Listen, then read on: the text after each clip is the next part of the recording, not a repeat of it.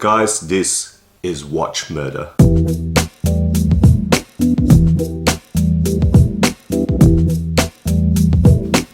G'day watchers, welcome back to Perth Watch. What I have here in my hands here is the Seiko SKX007. The SKX series were a bit of a legendary series of watches. They have an absolute cult following, and many of you will know that we love them because they provided dive performance, fantastic lume, a bulletproof movement in a value low cost package. But you know, it's gone. Seiko, as far as we know, have discontinued the SKX earlier in 2019 with the introduction of the new Seiko 5 Sports series, and this range brought 27 new models. They come in several iterations or several sub-series. It's a sports style, suit style, specialist style, whatever that means, Sen style, and I think a street style. So 5 different types of product ranges. The concern a lot of people have about these new ones were whether they had kind of destroyed the essence of the SKX series and given us something that was quite different. So guys, what I have here today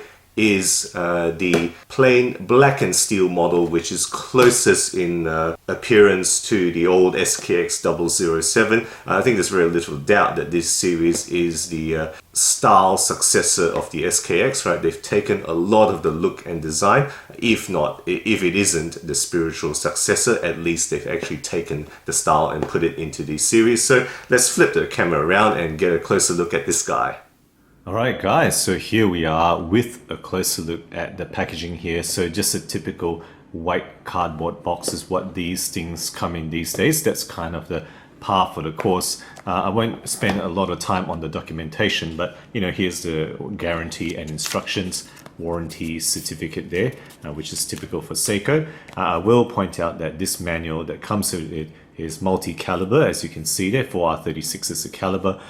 It doesn't say diver's automatic watch anymore, which you would get if it was an ISO 6425 diver. This one isn't, so you're getting automatic watch here. So I'm not going to go through the instructions. I just want to show you what Seiko says about the dive rating, which as you can see on the third box there, this watch is rated at 10 bar, so 100 meters, and that corresponds to this symbol here. So you can see that Seiko thinks you can do shallow diving with this, so presumably swimming, shallow diving, maybe even snorkeling, definitely not scuba diving. That's what it states there. Let me know what you guys would do. You know, would you take a watch to snorkeling and shallow diving without a screw down crown? But you know, that's really what Seiko has ostensibly stated, just to show you. Okay, put that aside and let's just get this open. And nothing very special in here, just a fabric cushion, links that I have removed, and a simple tag. Okay, so let's just put that aside and show you this in more detail. So this is model SRPD 55K1 of the Seiko 5 Sports Automatic range. The listed MSRP of this is 295 USD. The range of models goes from 295 to about 350 USD in terms of the MSRP.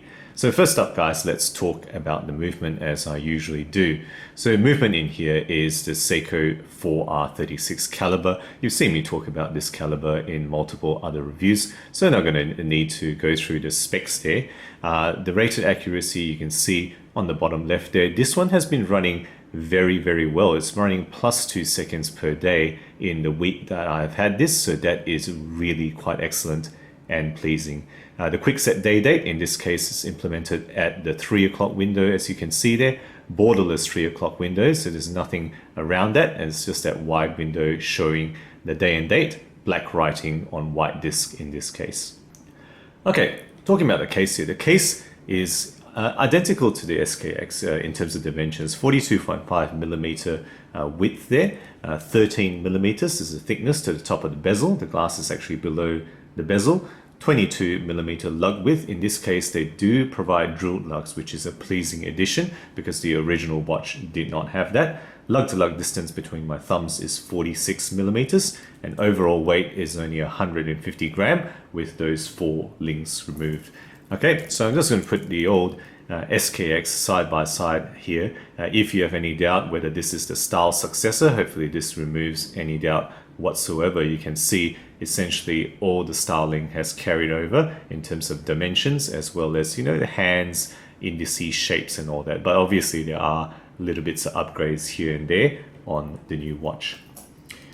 Okay, finishing wise, it's brushed in a circular pattern on the top of the lugs there. The bezel does have polished finishing and that double row of grips, which is the same as what it used to be. The finishing transitions to that very pleasing polished curved surface, and I'm very glad that they've kept that. This is one of the things that people like so much about the SKX. The polish transitions and continues on to the bottom of the surface, as well as onto that screw down case back remains polished. Alright, in terms of the case back, you can see it is actually a display window there showing the caliber with a minimally decorated rotor. So that's a screw down display case back, but the crown isn't screwed down, so it winds in the zero position there. Okay, plain crown, no longer having a screw down feature. Despite that, they have rated this watch at 100 meters, and I showed you in the manual earlier what Seiko thinks you should be able to do with that. Moving on to the dial then. The dial here is a rather nice matte black. Hopefully you can see that in these shots as well as the macro shots I'll share with you guys. It does have a printed new Seiko 5 logo under the Seiko brand there, as well as automatic writing at the 6 o'clock position. The Seiko brand is applied, as well as 11 indices, hour indices around the dial in polished steel filled with lume. The chapter ring is printed on the flange rather than on the dial, as it has always been on the SKX range.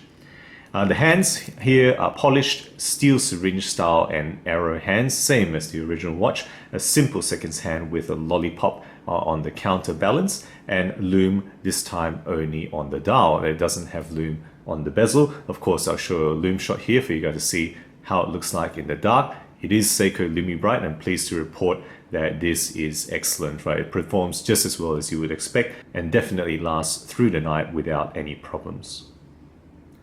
Okay, around the dial is a 120 click unidirectional dive style bezel. It does have an aluminium insert, and as I mentioned, it does not have any lume on the bezel. Let's just see how it feels.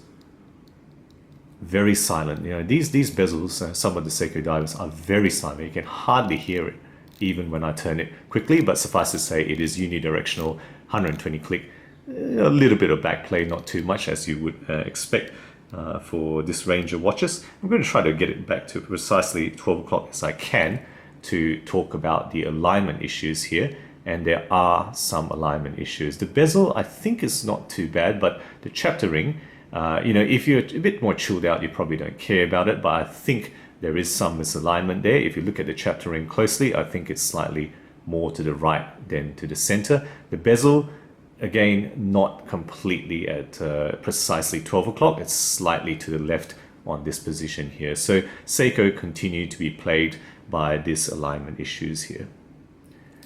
On top of the dial is a flat Heartlex crystal. That's what it is. You're not going to expect sapphire in any of their divers under about $1,000, and that's what you're getting here. All right, moving on to the bracelet, brushed oyster style, if you will. Polished sides, push pins for adjustment. Of course, you're not going to get any screw links on these type of Seiko divers. Unfortunately, the end links in this case are hollow, and yes, they were hollow in the SKX 007 and other SKX ranges. The clasp is press metal. Okay, just show it to you. Push button release, press metal, also press metal deployant arms and keeper with no dive extension, but it does have 4-point micro adjustment on the clasp here. All right, guys, so that's it. That's the description of the watch. I'm just going to snap it on now for the wrist shot for you guys. So remember, identical size to the SKX, 46mm lug to lug. I think this will fit most guys, and it's got that very nice SKX design, right? That's really all taken from the old watch, and it is actually a pretty good looker, I think, and it remains so. Okay, so that's the watch, guys. What do I think are the pros? What have I enjoyed about the new Seiko 5 sports range? Well, look, I think it's inherited the aura of the SKX. It's great case design, good finishing, that awesome curved side on that case, which is in high polish. It's got that great looking dial and bezel combination, which is upgraded with polished indices, applied brand name and applied indices, and the same awesome LumiBright. The larger size of 42.5, despite the fact that it's that size, it still sits so well on the wrist because this kind of just turns straight down from the 46mm lug-to-lug distance, which is actually not too big to start with. And just to say, of course, it's got the 4R series movement upgrade, which I think you gotta expect for a watch price at $295 from Seiko. You gotta put in the 4R36, and that is an upgrade from the 7S26 in terms of hacking as well as hand winding. Those are additional features which the old movement didn't have. What are the weaknesses? What are the cons? Well, looking at this watch, tell us what you think. Have they murdered the SKX, right? You're putting in the push crown. It's only 100-meter water resistant now. It's got a display case back other than the old solid, unpretentious dive case back. It's no more a diver's ISO 6425 rated watch. What do you think? That's really what they've taken away from this watch, despite the fact that they've increased the price, the listing price. It's got the typical subpar bracelet specs of a Seiko of this price, right? Push pins, press metal clasp, and unfortunately, in this case, also hollow end links. I think I can't expect them to put screw links, but I'm starting to expect that they really should give solid end links rather than the hollow ones that they have here. And as I pointed out, they continue to be bugged by the chapter ring and bezel alignment issues, and they still have the lower cost hard legs and aluminium bezel, where other brands may be offering ceramic or sapphire or both. So guys, there we have it. That's my thoughts about the new Seiko 5 SRPD 55K1. Let's flip the camera around for the wrap up. So guys, there you have it, my review of the new Seiko 5 Sports Automatic SRP D55. Let me know your thoughts about this watch, this new series, particularly if you own any of the new models. I would love to hear from you guys. Tell me, do you think Seiko has killed the SKX? Personally, in my opinion, I feel that they've kind of gutted the soul of the old SKX and left us a bit of a husk, a good looking husk, but a husk nonetheless that costs not less, but more. So guys, if you enjoy my videos, do consider subscribing. I put out new content every week, always aiming to be objective and unbiased about all things horology. Thank you again for sticking with me, and as always, I'll catch you guys next time.